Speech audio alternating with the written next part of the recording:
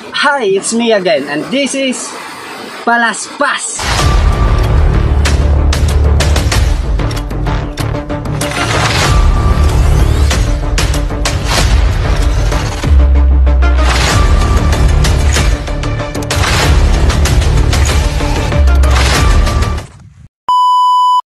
Kung may subterranean or underground river sa Puerto Princesa, Palawan, syempre hindi rin magpapahuli ang bayan ng Calbiga, Samar. Ito yung tinatawag na sapa ng Palaspas dito sa part na to.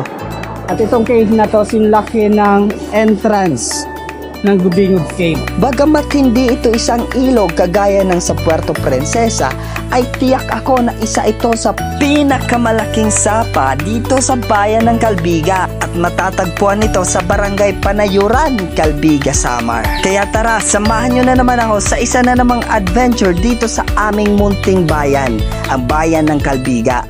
Mag-isa na naman akong naglakbay neto at hindi ko alam ang direksyon kasi first time kong pupunta.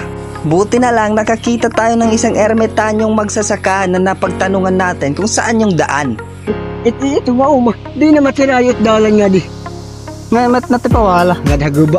Buti na lang talaga nakapagtanong tayo, kung hindi sa kangkungan tayo pupulutin. Sa kagubatan pala. Pero nagtanong pa rin ako sa isa pang dakilang ermitanyo kung tama na ba ang direksyon na tinatahak ko. Tanong tayo. Pagkamot mo na sila nga. Pagkamot mo na sila. Bugin na to, mapasugad lang. Ayaw, pagkamot mo na naman. Pasugad lang siya man. Ayaw pag sinang to, alas puro lang patawid ko. So far, clear naman yung instructions ng dalawang ermitanyo sa akin. The way is always right. Huwag kang mangangaliwa. Dapat careful tayo sa mga daanan na ganito. Delikado to, sugatan tayo. Don't go there. Don't go there. Always right, sabi. Pagkalipas ng mahabang paglalakbay ay narating ko na nga yung sapa ng Palaspas. Diretso dun sa isa pang landmark nila na kung tawagin dito ay Tingib. Isa itong malaking bato na pwedeng sulungan at pahingahan dahil sa malakurba nitong hugis papunta dun sa may sapa. Kita nyo naman at pero na sila ditong malaking upuan na indikasyon na matagal na itong landmark at pahingahan ng mga naglalakbay. Kaya tumambay muna ako at nakipagkwentuhan dito kay na kuya.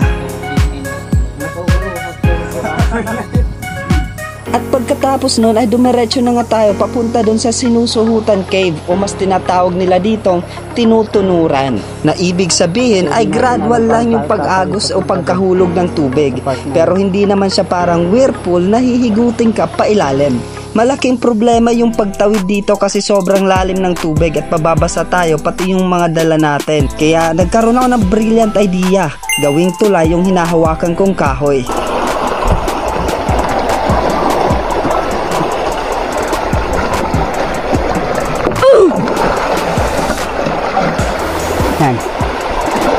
Nang ma-set up ko na siya ay nilakasan ko yung loob ko para tumawid.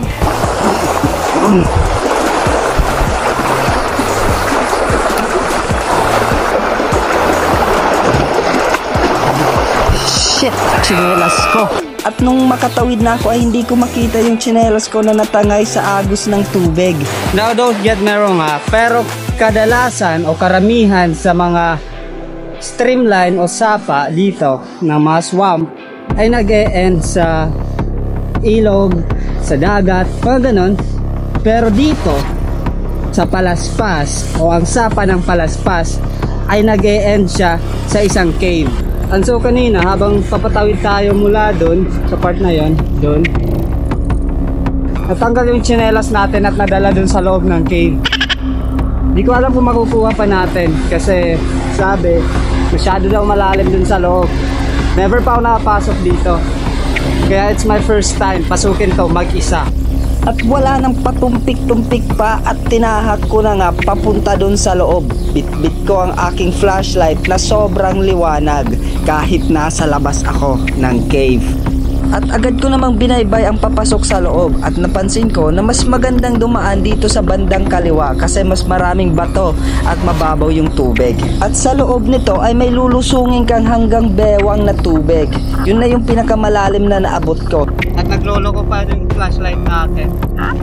At tuluyan niyang namatay yung flashlight natin sa hindi maipaliwanag na dahilan. Tanging ang screen lang ng GoPro ko ang nagsilbing liwanag pabalik doon sa labas. Kaya naman wala tayong matinong video na nakuha mula sa loob at hindi rin natin nahanap yung aking tsinelas. Madaming kwento ang sapang ito.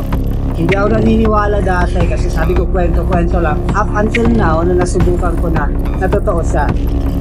Kanina, pumasok ako doon at habang ako papasok, may tumutunog na something na parang, alam mo yung malapit na kulog ng langit.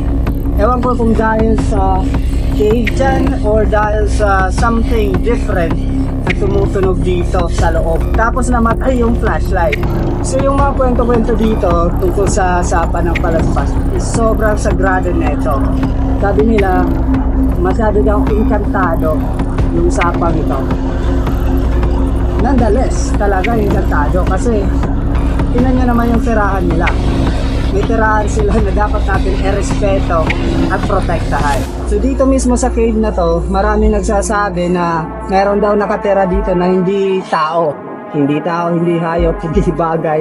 Ganon, parang Pinoy henyo. Pero sinasabi ko lang, it's hindi ba natin nakita pero naramdaman ko. Maraming salamat at naniwala na ako.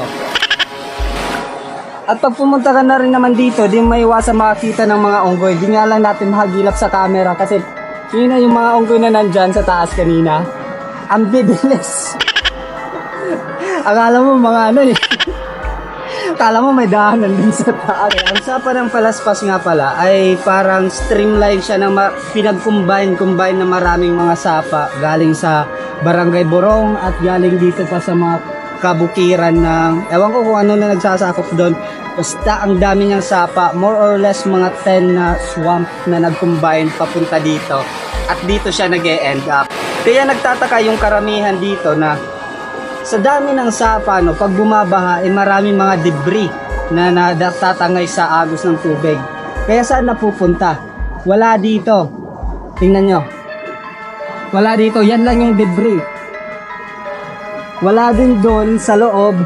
Kasi pag bumabaha to, sabi nila, hanggang doon sa mismong malapit na dyan sa may tuktok, lumalaki dito yung tubig. Eh kung ganon, saan napupunta yung mga debris? Wala din dun sa loob, promise. Galing ako sa loob, walang debris dun sa loob. So, that's it for today and see you on our next video. Bye! Ngan haimo hirayo ako pagputukhan kakuba handughan ang kamingaw asay gud ako.